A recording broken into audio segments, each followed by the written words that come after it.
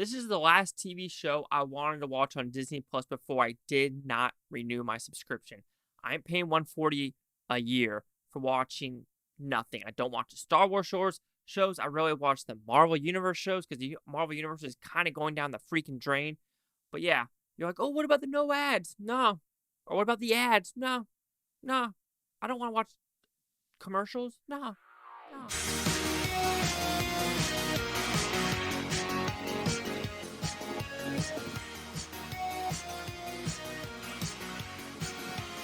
Chase Liaki here with the Blue Futon reviewing Behind the Attractions Season 2. The first season was 10 episodes. This one is 6. And overall, it's another fantastic look behind the scenes of Walt Disney. I can show you my room. Most of my pops are Disney. I have downloaded things everywhere. I have original Fantasia drawings in my house. So saying like, oh, you're just a faux. No, I'm not a faux Disney person. It's where are we going? Anyway, the 6th that is this season is Pirates of the Caribbean, The Big Thunder Mountain Railroad, Indiana Jones Adventure, The Food, Epcot, and Nighttime Spectaculars. And I'm going to give a little bit deeper into what I think of each episode. So, of course, the first one, Pirates of the Caribbean. When thinking about this, have I ever ridden this ride? I don't think so. And I've been to Disney World 3 times. I've never been to Disneyland, but I've been to Disney World. Yes, I did ride Pirates of the Caribbean the 3rd time, finally. I didn't want to do it the first time. I don't remember when I was little in 97. When I did do it in 2001, 2021, I don't remember, but I remember doing it in 2022. I thought it was a fun little experience, but learning about this and how Shanghai's doing it, how Japan did it, Tokyo, Paris is doing it. And I think that's the most interesting aspects of these shows is how each country is doing it. And I'll say it again. The Shanghai one feels like it wants to be its own thing, and that's where I think Disney screwed up because Disney doesn't even own, they own 45% of the park anymore, so they don't even have full ownership. And I think that's kind of freaking weird that Disney decided to do that because China wanted it. And that's why I think Tokyo's is the coolest one. Because it's like, no, we already have enough Japanese stuff. Let's do something Americanized. And that's what we do in America too, like Chinatown, Koreatown, etc., etc. So I think that's kind of fun as well. But this one was very interesting to watch where there was going and where it was headed and how a lot of people are like, wait a minute, this is not based off the Johnny Depp ride. It's like, nah, this is an old ride from 73. But learning the history of the Pirates of the Caribbean ride was pretty freaking sweet. All right, the next one, Big Thunder Mountain Railroad. So this was a interesting one, understanding the ups and downs of trying to get this one made. This went through, are we making it in California? Are we making it in Florida?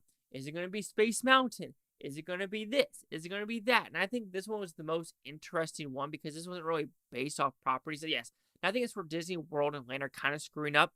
They're saying, oh, we have a good movie, Ratatouille. We have a movie, this. And so we have to make it right off that. Why not do something original, like, Jungle Cruise, you have Pirates of the Caribbean, you have this one, etc., etc., Haunted Mansion. And I think that's where the fun comes. But when you're saying, oh, Ratatouille came out, so we must make a Ratatouille ride, which that is a kind of a weak-ass ride in Epcot. That's just saying that. But this was a very interesting one for a ride that people know about, but the history about it is very deep. The next one, Indiana Jones Adventure. This is a pretty simple one. I've never seen an Indiana Jones ride. The only live-action thing I've done was Fear Factor, and I won that at Universal, as well as Waterworld. And I've seen Waterworld a couple times. Like I said, it was interesting to see how this was. I say this is the weakest one because you understand what they're trying to do. They're trying to do a play/movie budget in this type of form. It was fun to look at. Maybe I'll see it one day. The next one, the food. I think this was the most fascinating one to see what each country was doing. And this one, actually, I cried. For some reason, I cried because there's a very end chef where she was basically talking about an old man being alone. And that brought up memories of my past. I'm just in this little kid going up to an older man. And I was like, oh, don't cry. And right now I'm even getting emotional thinking about it. And I'm like, man, the food. And I think this was the one where they talk about Walt Disney and his favorite food is Spam. Hell yeah, Walt Disney. Spam is freaking awesome. But the whole Walt Disney's don't exist anymore. Yeah, sure, you have the Elon Musk, you have the Jeff Bezos, and people oh, they're billionaires. But we don't have the creativity of Walt Disney going to people and be like, how can you make this fun? How can you make this? And not how South Park is making fun of Kathleen Kennedy and Disney right now, the Pandaverse. Walt Disney is more of like, what can you do to just help everyone? What can you do to just improve the world? And I don't feel like we have that anymore. It's more selfishness. And I think the Walt Disneys are so few and far between. That makes me sad that they are gone. That's sad. It really is sad for me. But the food is very interesting as well. Epcot, this is an interesting one for the hell, because the first time I did the Epcot stuff inside was in 2022. I think because my mom and dad back in 97, they didn't want to do it. They probably thought it was boring. So we didn't do all that stuff. And finally I did it with someone in 2022 with the she, and it was pretty cool. Just actually getting to know the stuff that was actually occurring in Epcot. And now, of course, Epcot is becoming more, if you want to call it, adventurous with Tron, with Guardian of the Galaxy, like I said, with Ratatouille. Like I said, Ratatouille is kind of a weak ride, but then going to each pavilion of each country was very fascinating. And also, when I was on my last Disney cruise, I met a girl, and her job is to be a manager for like a couple of the sections, and she told us about some fun stuff and, some secrets about, the costumes. But anyway, that was a very interesting episode. And finally, the nighttime spectaculars. And yes, I've seen a couple of them. I do remember the one that they talked about in here in 2021 and 2022. And this is another one that kind of made me emotional, thinking about past and things like that and enjoying things and, okay, yeah, don't cry.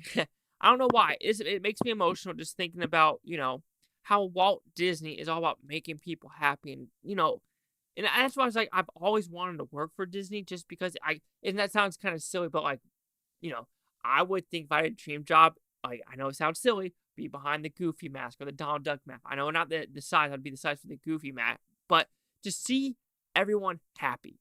I work in a job where I feel like I work with people that take things for granted. They are selfish. They only care about that mission. And I just feel like I don't deal with people that are happy, or I deal with people that are just not thankful enough, and they probably are thankful, but I just feel like I'm surrounded by so much negativity, and it drains my soul. And I know people might be like, oh, you're working for Disney in the parks, you're going to think of a different thing. I don't think so, because I'm not around smiley faces, and that just makes me sad. And after my job, 8 more years, I don't see me going back to that sector whatsoever. I could see me going to Universal or Disney and just being contracting, be a sourcing manager, be one of the high level things to help, like, get food, ride materials, etc. for these parks. Just because I want to see smiley face, and I feel like I don't see that anymore. Anyway, though, Behind the Attraction Season 2 is as good as the first one.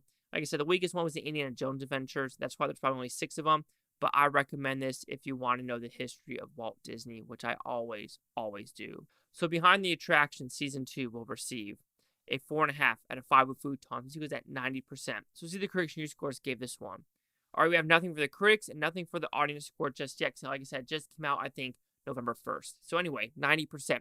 Chase Lock here with the Blue Futon. Like, comment, subscribe. One more thing's Booftopia. You Bootons go to a great day. Now I don't care what you say tomorrow, week from now, month from now, year from now. I love every single freaking one of you.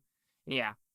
What's your dream job? And honestly, be honest. For me, like I said, being behind the Goofy mask, man. I know it sounds weird, but just seeing people happy would just make me happy.